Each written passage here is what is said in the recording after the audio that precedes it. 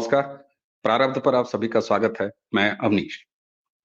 222 school, सभी स्कूलों में ईमेल बम और उसके बाद मची अफरा-तफरी कल दिल्ली में। और दिल्ली के साथ-साथ एनसीआर का हिस्सा उत्तर प्रदेश के नोएडा और ग्रेटर नोएडा में भी। शुरुआत हुई दिल्ली के टॉप स्कूल से। अब टॉप क्या कहिए साहब, जिसमें बड़े लोगों के बच्चे पढ़ते हैं, वो टॉप हो जाता है। जो बड़ी-बड़ी बिल्डिंगों वाले स्कूल हैं, वो टॉप हो जाते हैं। लेकिन बच्चे तो बच्चे हैं। 15 क्राइम ब्रांच की टीमें, 15 डॉग स्क्वाड, 15 बम निरोधक दस्ते, फायर ब्रिगेड की 90 टीमें, हजारों बच्चे, हजारों पेरेंट्स और तमाम तमाशबीन। तो साहब, कल का दिन जो है वो दिल्ली में इस तरीके से बीता। सूचना आप सब जानते हैं, खबर आप सब जानते हैं, बच्चों का मामला है, एक एक घर को पता होगा। थ्रेट आया साहब, और थ्रेट की जो भाषा है उस पर हम आगे चल के बात करेंगे। लेकिन शुरुआत मैं इससे करना चाहूंगा कि कल दिल्ली के पब्लिक स्कूलों और तमाम स्कूलों में ये जो ईमेल बम आया है, दरअसल ये आपके हमारे बच्चों के लिए, आपके हमारे लिए जिहाद का लव लेटर है। क्यों है ये जिहाद का लव लेटर, इसकी भाषा पे बाद में आएंगे। व्यालोक जी, कहीं मैंने कुछ ज्यादा गलत तो नहीं कह दिया साहब? ये जिहाद का लव लेटर है। आप सोचें कि 222-23 स्कूल अब काउंट में आ रहे हैं जहां पे ये ईमेल बम बरसे हैं, और लोग इस बात से बड़े खुश हो रहे हैं कि साहब कुछ हुआ नहीं, फर्जी मेल थे। मैं यहां बड़ी गंभीरता से कह रहा हूं व्यालोक जी, ये 222-23 ईमेल बम फूटे हैं और इनसे आतंक बिखरा है। कल पूरे दिन जो बच्चों में आतंक रहा, कुछ बच्चे पेड़ पे चढ़ गए स्कूल से, वो नन्ही जान ये सोच के कि हम यहां बच जाएंगे। ये वही देश है, ये वही दिल्ली है जो 2014 से पहले किस तरीके से दहला करता था। एक बार फिर दिल्ली को उस तरफ ले जाने की मुहिम, और इसे अगर लंबे इस्लामिक एजेंडे का जिहादी बम न कहूं तो और क्या कहूं व्यालोक जी? ये बिल्कुल ठीक आपने इसको नाम दिया है, ये जिहादियों का लव लेटर ही है। और यह दुखद बात है कि इतनी ज्यादा संख्या में ईमेल्स आई और इसके बावजूद हमारा जो जनमानस है वह अभी तक इसी बात पर खुश हो रहा है कि कोई नुकसान नहीं। हमारे यहाँ एक कहावत है बिहार में, पिछली रोटी खाना, आपके यहाँ भी होगी। तो हम लोग जब सांप निकल जाता है तो लकीर पीटने वाली प्रजाति के लोग, 26/11 हो गया, मुंबई में हो गया, और हम इतने इम्यून हो चुके हैं। भारतवर्ष में सबसे अधिक सस्ती अगर कोई चीज है तो वह मानव की जान है। यह सबसे बड़ी समस्या है।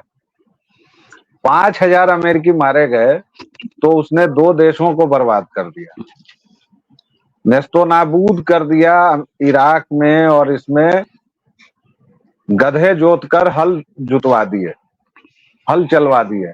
यही तो किया उसने इराक में और अफगानिस्तान में कुल मिलाकर। आज भी अफगानिस्तान की हालत देखिए, जब वो निकला तो तालिबानियों के हाथ में दे गया। मतलब अफगानिस्तान का कहीं कोई भविष्य नहीं है। तो ऐसा नहीं है कि जब हो जाए घटना तभी हमें चिंतित होना चाहिए या उसके लिए सक्रिय होना चाहिए। और खुदा न खास्ते अगर कहीं कल किसी एकाध स्कूल पर इन लोगों ने कब्जा कर लिया होता जिहादियों ने, तब की तो मैं कल्पना करके ही सिहर जाता हूं, क्योंकि IC 814 मेरी स्मृति में है। जब यहाँ के लोगों ने, यहीं के नागरिकों ने इस देश की सरकार के खिलाफ इतना प्रदर्शन शुरू कर दिया, इस देश के विरोधी दलों ने इतना प्रदर्शन शुरू कर दिया कि आखिरकार 3 खूंखार आतंकवादियों को जाकर छोड़ना पड़ा, इस देश के विदेश मंत्री को। और फिर भी एकाध हत्याएं जो होनी थी कात्याल की, वो हो चुकी, वो हो गई। और वह आज भी हमारे देश के दामन पर लगा एक बहुत बदनुमा दाग है, बेहद घटिया, बदनुमा, लज्जाजनक दाग है। वैसी स्थिति ना हो, इसके लिए सरकार ने प्रॉम्प्टली एक्शन लिया। आपने वो सारे आंकड़े गिना दिए हैं कि कितनी टीमें थी, कितने डॉग स्क्वाड थे, कितने फायर ब्रिगेड की टीम मोर्चे पर थी। खुदा ना खास्ता अगर ये सब नहीं होता है तो क्या होता है। लेकिन न मैं होता तो क्या होता, इस औपनिषदिक प्रश्न में न पढ़ के मैं दूसरी तरफ आपका ध्यान देना चाहूंगा। जब हम तात्कालिक लाभ को देखकर एक दीर्घकालिक खतरे को नजरअंदाज कर देते हैं, तो दिल्ली में केजरीवाल पैदा होता है, बिहार में लालू प्रसाद पैदा होता है, यूपी में मुलायम सिंह यादव पैदा होता है। और अभी भी बिहार की जनसंख्या उसी एक घोषित अपराधी, जो अभियुक्त ही नहीं, जो सजा याफ्ता है, जो सजा भुगत चुका है, अभी भी बेल पर है, स्वास्थ्य कारणों का हवाला देकर, और जो व्यक्ति खुद चुनाव नहीं लड़ सकता है, अब उसके बेटे को बिहार की जनता अगर भाग्य विधाता बनाती है, अगले ही साल चुनाव है, तो इसमें किसका दोष होगा साहब? अर्बन नक्सलियों की पूरी टीम को आपने दिल्ली में सिर पर बिठा लिया, ताज दे दिया, तो इसमें दोष किसका है? आपने फ्री बिजली और पानी, और वो भी फ्री नहीं है, उसका भी जो अभी बुलबुला फूटेगा और कुछ कुछ फूटना शुरू हो चुका है, तो फिर समझ में आएगा कि ये हमने क्या कर दिया। क्योंकि दिल्ली एक सोफिस्टिकेटेड सिटी काउंसिल से अधिक कुछ नहीं है, और वहां के मुख्यमंत्री मेयर होने से अधिक कुछ नहीं। लेकिन हाँ, मुख्यमंत्रियों में भी अंतर है कि वहीं शीला दीक्षित थी तो उसी तमाम नियमों के रहते हुए भी कॉमनवेल्थ करवा लिया। उनके समय में दिल्ली में इंफ्रास्ट्रक्चर भी बढ़ा। उनके भ्रष्टाचार के आरोपों पर जो टीम आई थी कि शीला जी को जेल भेजेंगे, उन्होंने भी कुछ नहीं किया, तो वो एक अलग विषय है। लेकिन मैं केवल इतना कहना चाह रहा हूं कि आपके चुनाव, और फिर से कल तीसरे चरण की वोटिंग है, अभी 4-5 चरण और बाकी हैं। आप अगर अभी भी सोच समझकर वोट नहीं देंगे, तो हर एक पखवाड़े में, हर एक महीने में, हर एक 3 महीने पर आपको ये सुनने को मिल सकता है कि भैया यहाँ विस्फोट हो गया, वहां विस्फोट हो गया। आप कैसे किसी भी संदेहास्पद, अब मुझे वो संदेश नहीं दिखते कि अपनी सीट के नीचे देखें कोई लावारिस वस्तु बम हो सकती है आजकल। और देखिए, हम लोग फिर स्लिप कर रहे हैं, ये सब जरूरी है, होते रहना चाहिए, और शायद इससे हमारी आंखें खुलें। बिल्कुल ठीक है व्यालोक जी। और देखिए आप, मैं सोशल मीडिया मैं भी फॉलो कर रहा हूँ, मतलब हंसी आती है। पहली खुशी लोगों को क्या मिल रही है? अल्ले अल्ले अल्ले, कुछ हुआ नहीं, कुछ हुआ नहीं। वो इसलिए मैंने लव लेटर जैसे शब्द से इस्तेमाल शुरू किया अपनी बात। उसके बाद क्या होता है, मैंने कुछ पेरेंट्स के बाइट सुने। मैं ये नहीं कह रहा हूं, बच्चे बच्चे हैं। और आपने रूपन कात्याल और वो पूरा विमान जो अपहरण था, उसकी पूरी बात आपने बता दी। अफरा तफरी का पूरा माहौल रहा। मेरी खुद अपने जानने वाले कई परिवारों में बात हुई,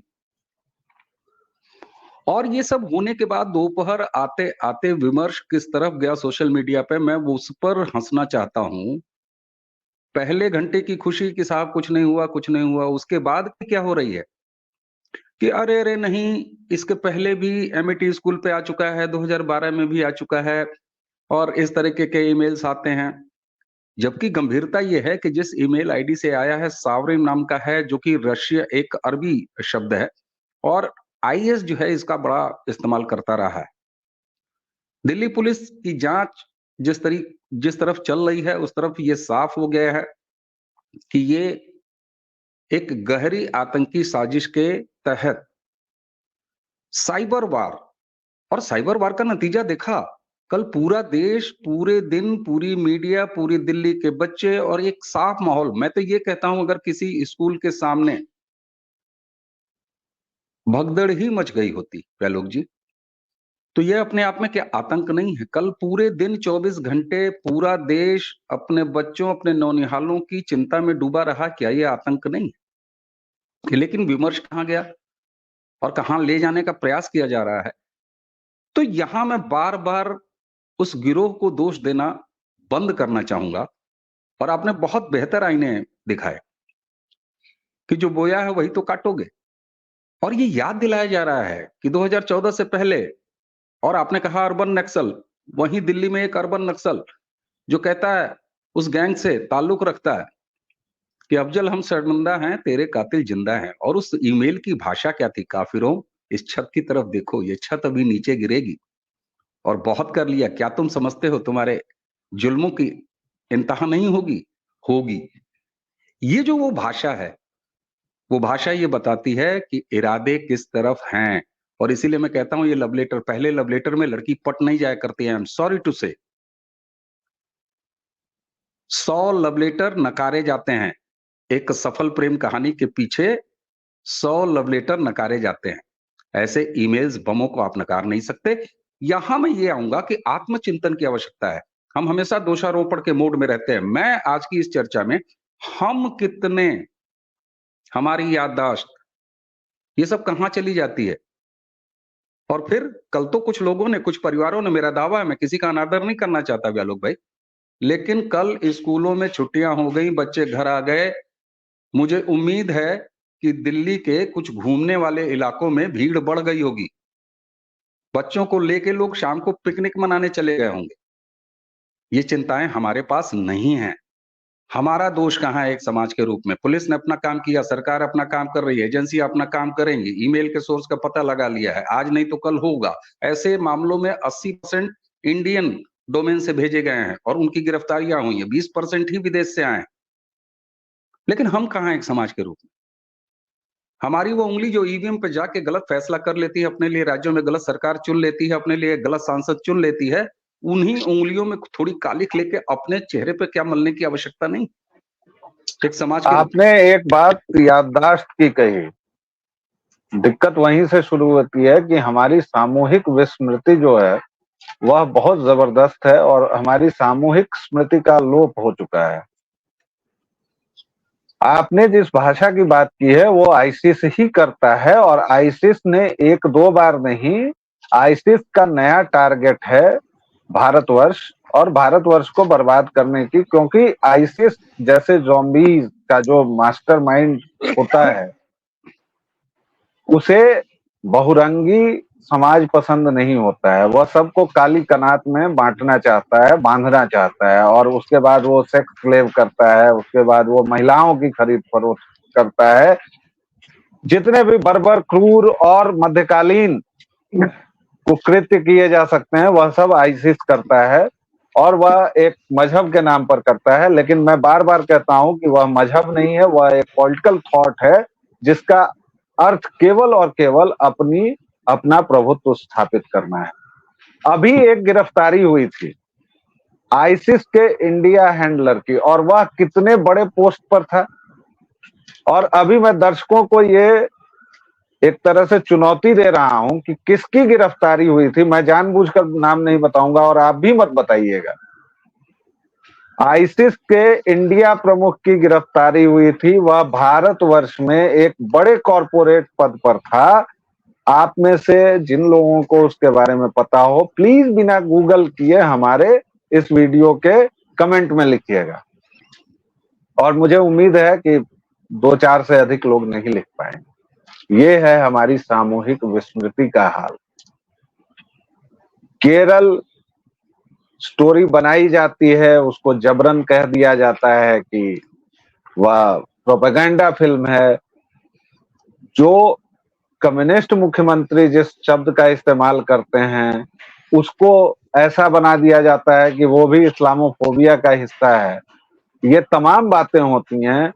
जबरन 3 तक उस मामले को ले जाया जाता है, लेकिन हजारों लड़कियां गायब हुई हैं केरल से, हजारों लड़के गायब हुए हैं। वो सब जाकर आईसिस में बाकायदा आतंकी बने हैं।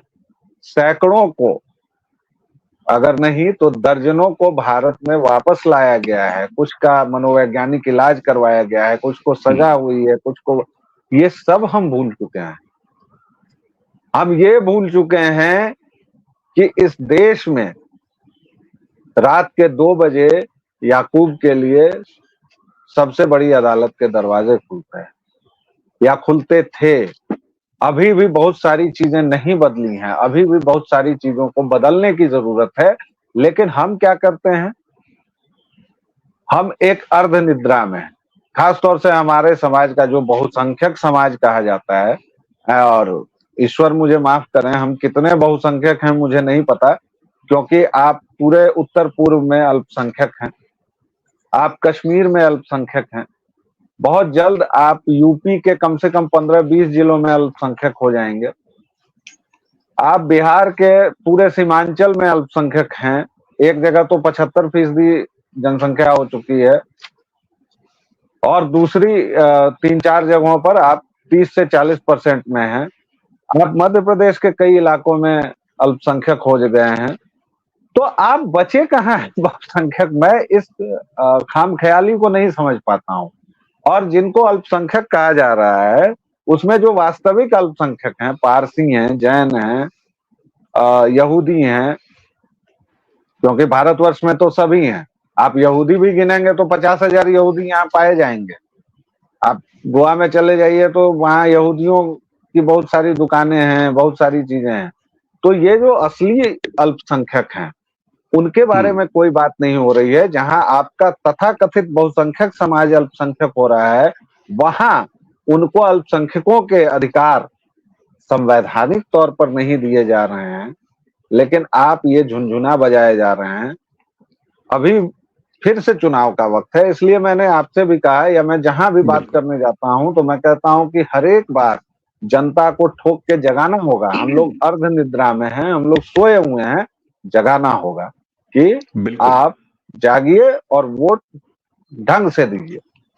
बिल्कुल बिल्कुल। और व्यालोक जी, जब इस देश की एक अपने आप को बूढ़ी पार्टी, सबसे बड़ी पार्टी, और इस देश की सत्ता पर अपना जो है वो जबरिया हक रखने वाली पार्टी, एक घमंडी परिवार, एक निर्दयी परिवार जिसका मालिक है, वो आज 2024 में जब चुनाव लड़ती है तो उसके एजेंडे में क्या है ये सबने देखा है। मैं उस चीजों को दोहराना नहीं चाहूंगा। इस देश के संसाधनों पर किसका हक है? तो इस देश की बहुसंख्यक के हर जान पर भी उनका हक है। और दूसरी चीज, आप जरा थोड़ा बहुत हल्के में अगर इस ईमेल बम को ले रहे हो तो साहब, उन्हें मैं भाषा को डिटेल में क्या ही बताऊं आपको, वो सब भाषा है। सीधे सीधे काफिर कह के आपको संबोधित किया गया है, सीधे सीधे ये कहा गया है कि मारेंगे हम तो तुमको, और देखते ही मारेंगे।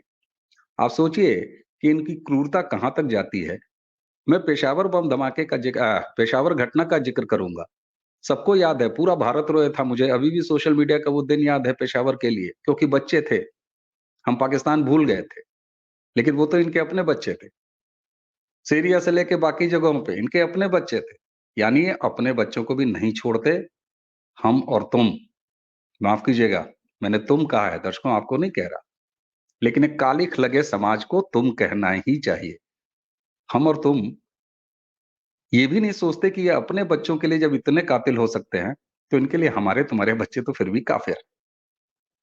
एक तरफ कांग्रेस पार्टी सीधे सीधे मुस्लिम लीग का मैनिफेस्टो लेके चुनाव लड़ रही है 2024 में, दूसरी तरफ अर्बन नक्सल और अफजल का एक साथी, वो दिल्ली में दिल्ली वालों के लिए लोकसभा प्रत्याशी के रूप में चैंप दिया गया है। कांग्रेस पूरी तरीके से अर्बन नक्सलियों माओइस्टों के गिरफ्त में है। वो बार बार उन्हें बता रहे हैं जिन्हें उनको बताना है कि हम तैयार हैं। लेकिन इसीलिए आज की चर्चा में हमने और व्यालोक जी ने आत्मावलोकन किया है, आत्मचिंतन किया है कि इतनी जल्दी सब कुछ भूलिए मत। यही वो देश है जहां हम बस में बैठने की तब हिम्मत कर पाते थे जब ऐसे झुक के नीचे देख लेते थे कि कोई बम तो नहीं है। लेकिन व्यालोक जी की बात मुझे ठीक लगती है, ये सब होते रहना चाहिए, क्योंकि हम बहुत लंबा जुला, बहुत लंबा, पता नहीं कौन सी वो भांग की गोली कह दूं कि क्या कुछ और कह दूं व्यालोक जी, वो खा के इतना लंबा सोए हुए हैं कि शाम तक, कल शाम तक ये विमर्श इस पे आ गया कि अरे साहब ये कोई शरारत है। शरारत है ना। इसीलिए मैंने कहा कि दिल्ली के कल 200 से ज्यादा स्कूलों में आया ये ईमेल बम जिहाद का लव लेटर है। बचना है तो आप बचिए, और बचना सबसे बड़ा बचाव जो व्यालोक जी ने भी इंगित किया, मैं भी कह रहा हूं, एक उंगली के इशारे से ऐसा बटन दबाइए जिससे इस तरह की चीजें हमसे दूर रहें। व्यालोक जी, आपने समय दिया, आपका बहुत बहुत धन्यवाद। दर्शकों, इसी के साथ चिंता रखिए अपने बच्चों की, और अपने बच्चों की चिंता, जय सिया राम। उनको उंगली पकड़ा के लेके जीवन का दर्शन सिखाते हैं, उसी उंगली को ईवीएम पर सही से इस्तेमाल करना है।